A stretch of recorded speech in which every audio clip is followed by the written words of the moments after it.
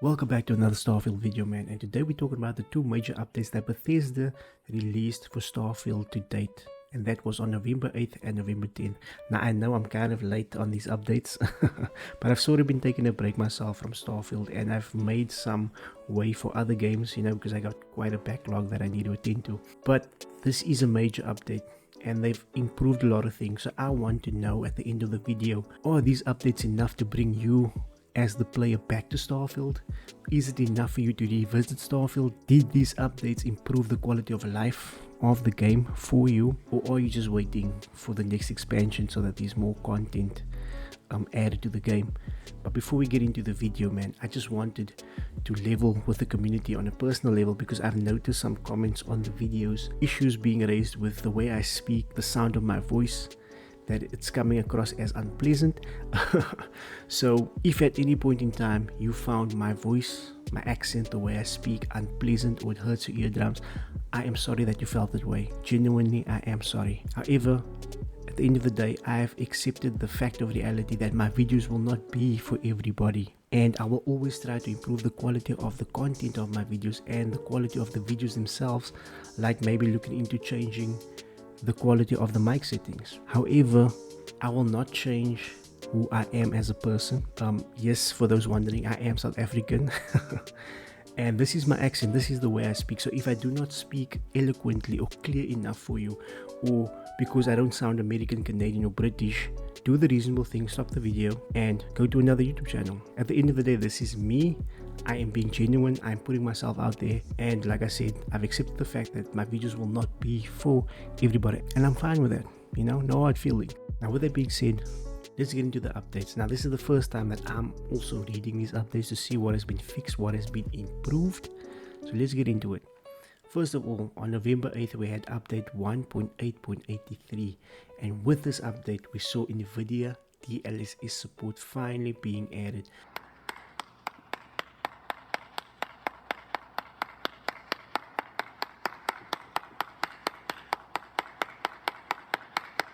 However, it's in the form of a beta version available only to Steam players currently, right? So that Steam players can opt in to try it and then provide Bethesda with feedback on this. Now this update introduces NVIDIA DLSS support for our PC players. Compatible NVIDIA graphics cards can now use DLSS super resolution, deep learning, anti-aliasing, NVIDIA reflex, low latency, and DLSS frame generation. Please note that while DLSS frame generation is active, VSync needs to be toggled off to see the benefit. We are working to automatically adjust the setting in a future update. That's why they have it in a beta version for Steam players currently. Man, Steam players are so lucky right now. But this should have been there day one, without a doubt, because the reality is a lot of PC players have NVIDIA cards, myself included. Now, like I said before in my previous videos, I did not experience a lot of the issues that a lot of people have been having with the game. I've had a pretty smooth experience thus far, but my experience could have been so much better if there was DLSS. I could have been running at a smooth 60 FPS or higher even. Well, with that being said, let's go to fixes and improvements, and let's start it off with performance and stability. So they addressed a number of memory related issues and leaks. Then for PC only, they added some GPU performance optimizations, which will be more impactful on higher end cards, and then improved renderer threading model, improving CPU usage, most notably on higher end systems. Yeah, what is with the higher end systems and higher end cards only? What about the mid ranges? Come on.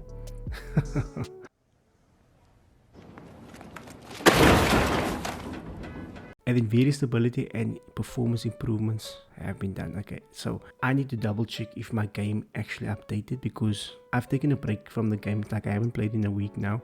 I've been making room for some other games, but I need to double check if this game actually updated and see what has changed. The question is though, are these updates only for the Steam players? Because I know that the DLSS support is only for Steam players, and it will roll out to all Xbox and all other PC players down the line. Are these updates that we're going to go through now only for Steam players as well? Because I did not see my game updated recently. Let me know in the comments down below if your game updated, if you're on the Gamepass version, whatever other version you are playing the game on. Let me know. Then let's go to gameplay improvements. They added the ability to eat food placed in the world, so they finally added the eat button. I'm sure a lot of people that wanted this is happy. They adjusted the stealth to be a bit more forgiving. Wow, finally. Now we know that the stealth system is broken, that even if you maxed out the skill tree for the stealth abilities and the melee attacks and that, the stealth meter was unforgiving. That enemy AI would immediately notice you, and to me the stealth gameplay in this game was just broken. This will now add a bit more flavor to the gameplay for me because I love doing stealth gameplay, so I gotta test that out. Then they fixed an issue where Andrage's head would stay permanently cloaked. You see, again, I have not experienced this, I have not come across this. Then fixed an issue that could prevent players from firing their weapons. Again, I have not come across this. Fixed issues where some NPCs could be seen not wearing clothes. Okay, this I have experienced. On Aquila City, sometimes on Neon, and in New Atlantis with the security guards. It's especially the security guards walking without clothes. So now we will no longer see nude security guards. Then we fixed an issue where already in progress skill challenges could stop progressing after reaching the Unity and starting a new game. I have not experienced this because I went into the Unity, but I turned back because I just feel like I'm not ready yet to go through it and start a new game plus. So I haven't experienced this yet. Then they fixed an issue that could temporarily prevent opening the inventory or saving after entering the Unity. Ooh. Is that related to also people creating a previous save file to go through the Unity just to get the achievement and experience that, and then they reload that previous save file? Has that also been affected? Let me know in the comments down below. Then next we have PC. Fixed an issue where mouse movement could be choppy. Okay, that should be an improvement for those that play with mouse and keyboard. And then fixed a rare issue that could cause the home ship to be lost. Yeah, that is rare. I have not come across that. And fixed an issue where the ship services technician might be missing. Now this one I think I've been experiencing. Let me know in the comments down below. But whenever you land at Neon, there's no ship technician at all. On Paradiso as well. Is it just me, or should there actually be a technician there? Because on Neon they actually have an office there, and there's a whole lot of other random technicians, but you can't speak to any of them to do upgrades. So let me know in the comments down below, is that actually a game design, or should there actually be a technician? Because for every other location there is a technician. But what I also noticed, right, is from a recent review on Steam where someone noted the Gamepass version of the game on PC is far better optimized than the Steam version, which is very interesting, and that's why the person left a not recommended review and refunded the game on Steam, because they were saying that the game is better optimized on Game Pass, which is very interesting. Now I'm playing on Game Pass, and that's why I said previously that I have not been experiencing these major issues that other people have been experiencing. So could it be that the Game Pass version is better optimized and has lesser bugs than the one on Steam? Now, if anyone viewing this video has the Steam version as well as the Game Pass version, let me know in the comments down below if that is actually the case. With that being said, let's go on to the next updates, which has to do with graphics. So they addressed an issue with how ambient occlusion appeared in ultra-wide resolutions. Okay, that is one of the major updates that people wanted regarding the ultra-wide resolutions with ultra-wide monitors. They optimized initial shader compilation that occurs on startup. Yeah, that's kind of fast for me. So then they added the ability to adjust brightness and contrast in display settings menu. Oh, thank you. Wow, finally. Yeah, boy, oh, man. Added the ability to adjust brightness and contrast. Finally, man, because this game can get really dark in areas, especially caves. You can't see shit, so that's good. Added the ability to adjust HDR brightness provided that the system supports it. Nice. Then addressed a number of materials that could sometimes present an unintended pattern under certain conditions. What? Then fixed various visual issues related to the new FOV slider options. I've not come across issues with that. To me, the FOV slider works perfectly well when it first launched. Improved the appearance of the eyes on crowd characters. Wow, finally.